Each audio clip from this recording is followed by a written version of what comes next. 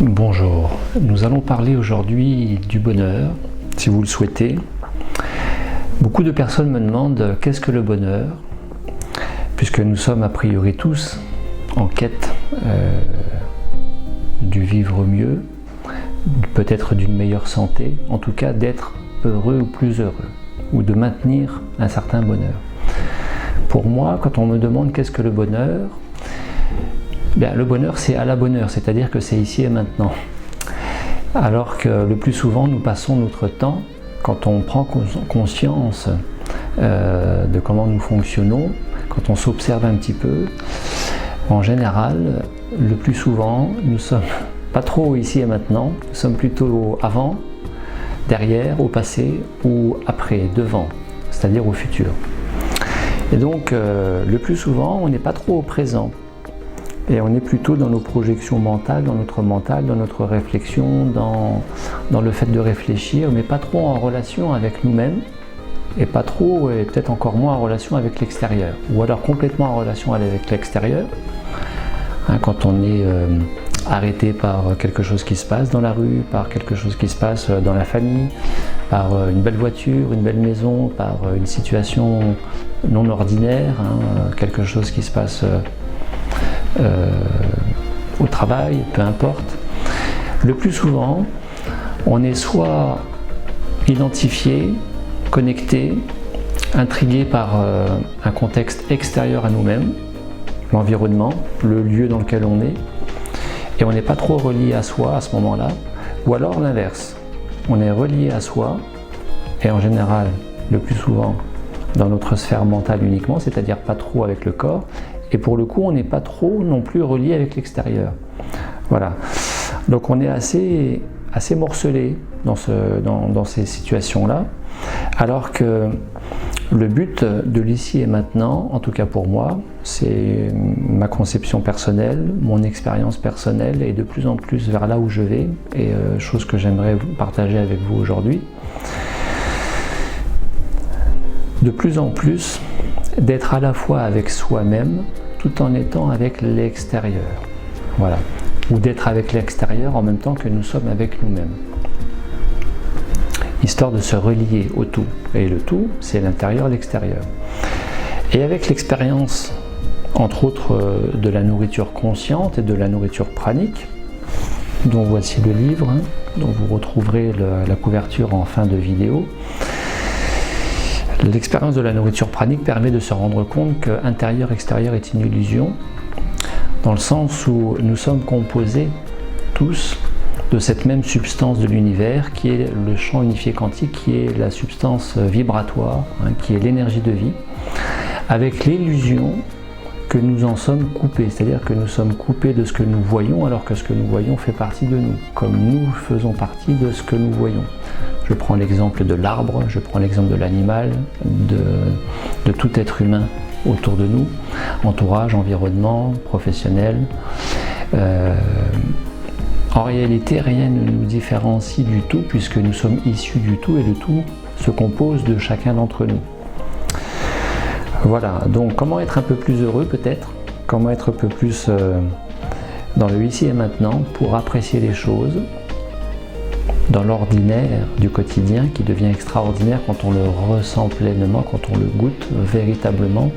Eh bien, je vous propose d'expérimenter, de découvrir si vous le souhaitez. Vous avez la pratique qui est complètement décrite dans le livre, parce qu'il y a 3 pratiques dedans.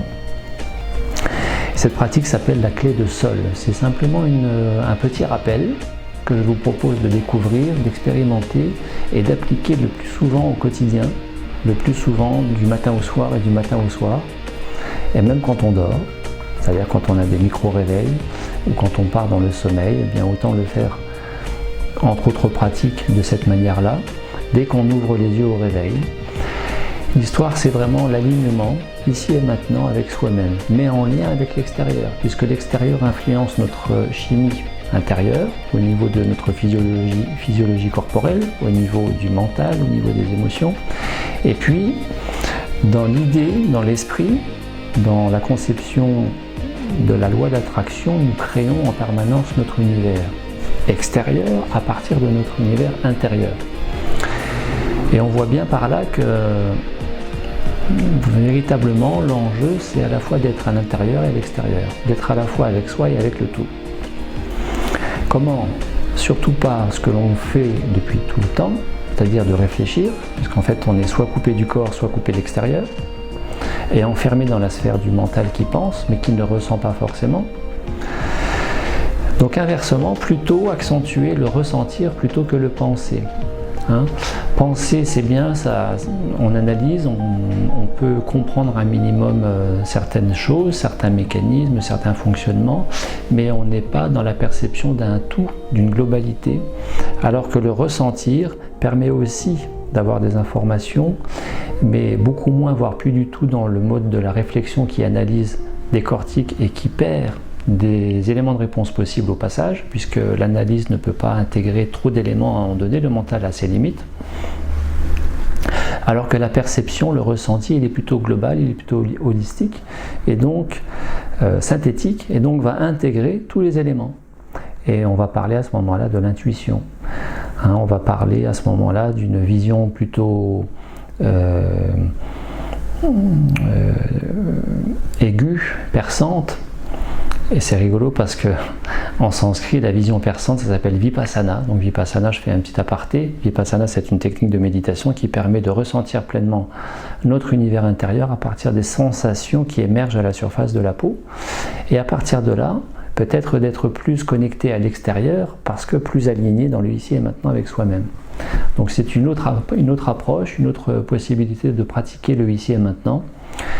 En tout cas, cette pratique qui est la clé de sol, sujet, objet et Dieu. Sujet, c'est moi. Objet, c'est objet. Qu'est-ce que je fais? Eh bien, je suis en train de parler. Lieu, dans quel lieu je suis? Est-ce que je suis à la maison? Est-ce que je suis dans une salle d'attente? Est-ce que je suis dehors dans une voiture? Est-ce que je suis dans une salle de conférence? Est-ce que je suis au travail, dans ma salle de bain?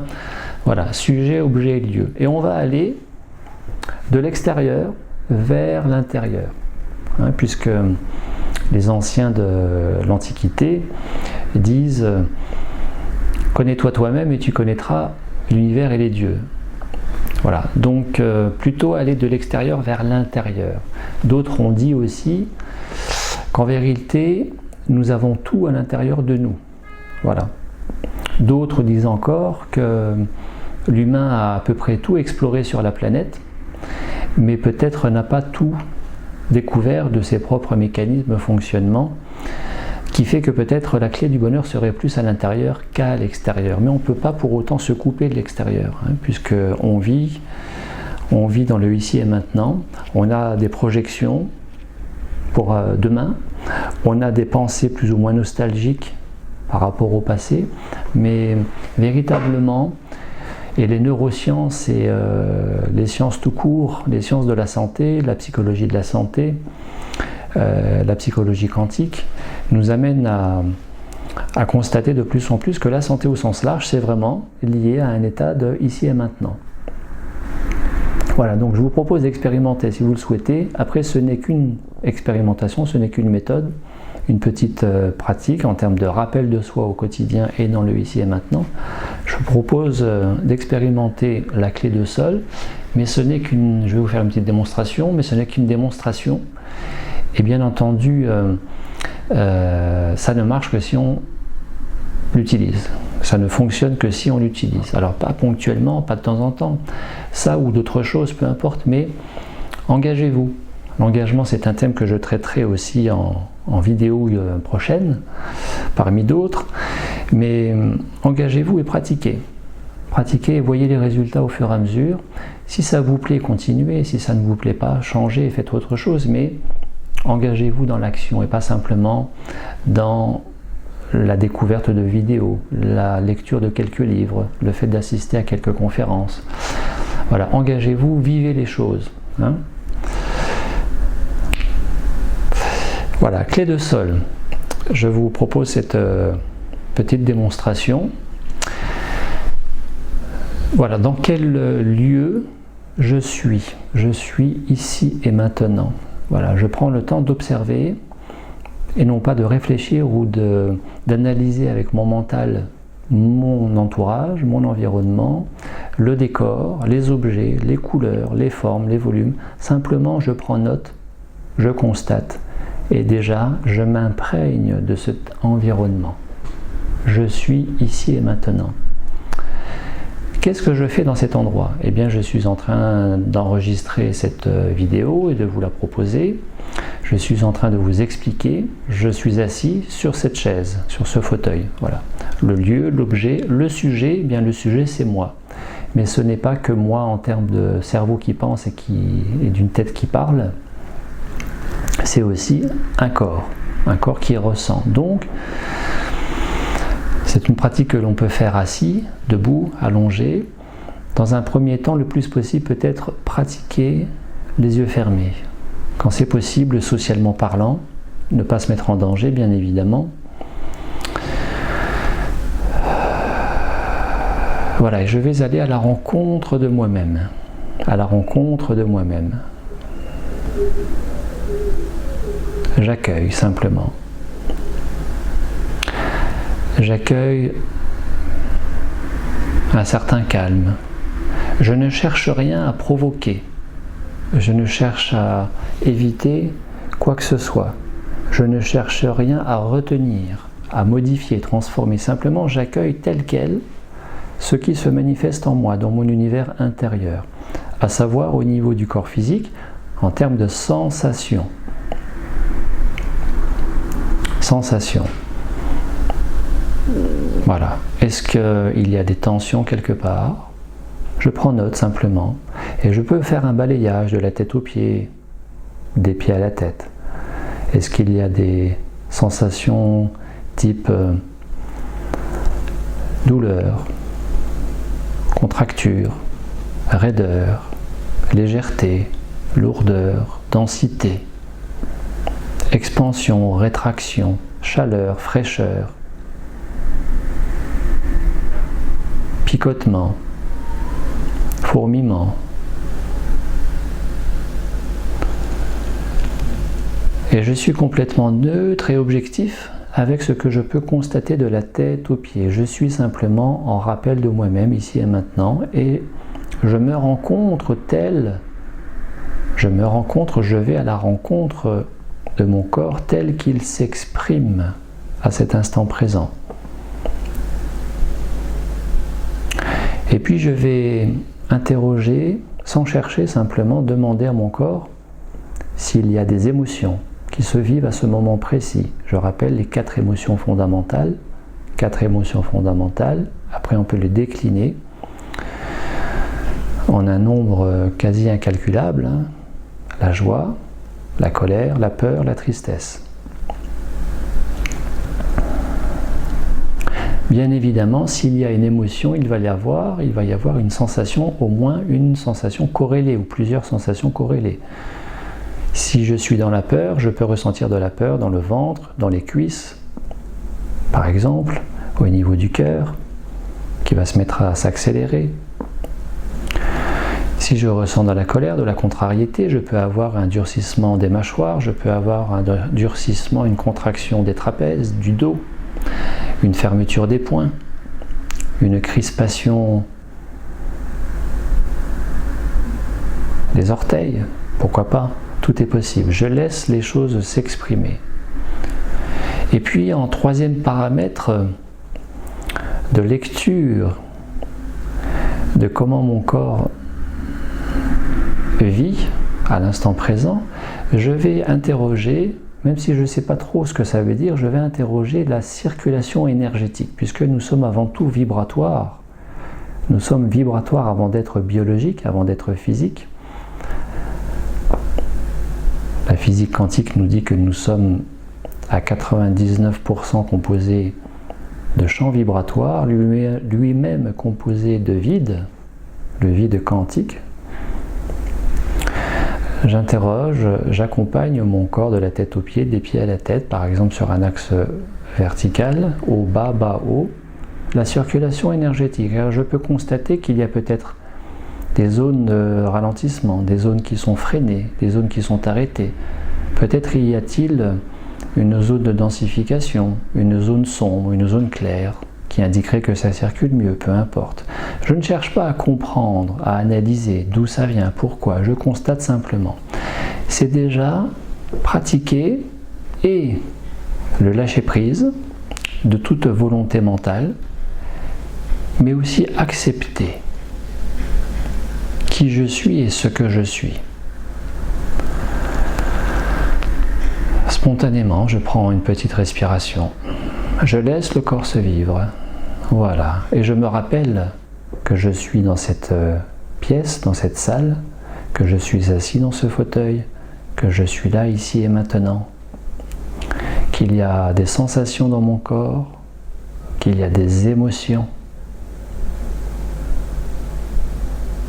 Peut-être plus ou moins, et qu'il y a une certaine fluidité énergétique, vibratoire.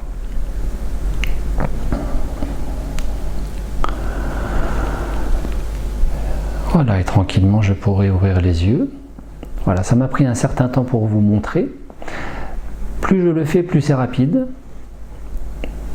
Hein, on a du mal parfois à se poser, à prendre du temps pour soi, et beaucoup disent « nous n'avons pas le temps ». Mais en vérité, ça ne prend pas forcément longtemps, et plus je le fais, plus ça va être rapide et efficace, plus je vais aiguiser ma perception globale, mais aussi interne, de là où je suis, de ce que je fais, de ce qui se vit en moi, au-delà du mental, et ça peut prendre une fraction de seconde, ou quelques secondes, ou tout au plus. Cette pratique de rappel de soi au quotidien a énormément de bénéfices. Ça permet de se recentrer, éventuellement d'être reconnecté à ses racines, donc avoir un effet d'ancrage, ici et maintenant. Ça permet de permettre au corps aussi de prendre la parole, puisque le plus souvent, nous demandons, à défaut d'être suffisamment à l'écoute de notre corps, de s'adapter à nous, alors que nous devrions nous adapter beaucoup plus au corps et être beaucoup plus à l'écoute de lui. À titre d'exemple, nous sommes sujets tous plus ou moins aux troubles fonctionnels liés au stress, qui expliquent pour 60 à 80% des motifs de consultation chez le médecin, que nous allons essentiellement chez le médecin pour des raisons liées au stress, et le stress étant aussi dû à ne pas être suffisamment à l'écoute de soi. Puisqu'en réalité, quand j'écoute ce qui se passe en moi, ma conscience, et non pas mon mental, ma conscience se place là où quelque chose se vit dans mon corps, et automatiquement, je permets à mon corps, dans ce qu'il vit, d'agréable ou de désagréable, de permettre à l'énergie de vie de circuler. Inversement, quand je ne l'écoute pas, là où c'est désagréable en particulier, eh bien cette zone risque de se densifier et ainsi d'évoluer de troubles émotionnels à troubles fonctionnels et de fonctionnels à troubles lésionnels. Et à un moment donné, je vais aller chez le médecin parce qu'il va y avoir une densification physiologique et c'est ce qui va justifier que je consulte pour un traitement. Mais je ne suis toujours pas plus à l'écoute du corps, donc je vais consommer un traitement qui va être plus ou moins efficace. Et qui sera peut-être efficace dans un premier temps, mais ce que le corps va m'exprimer va peut-être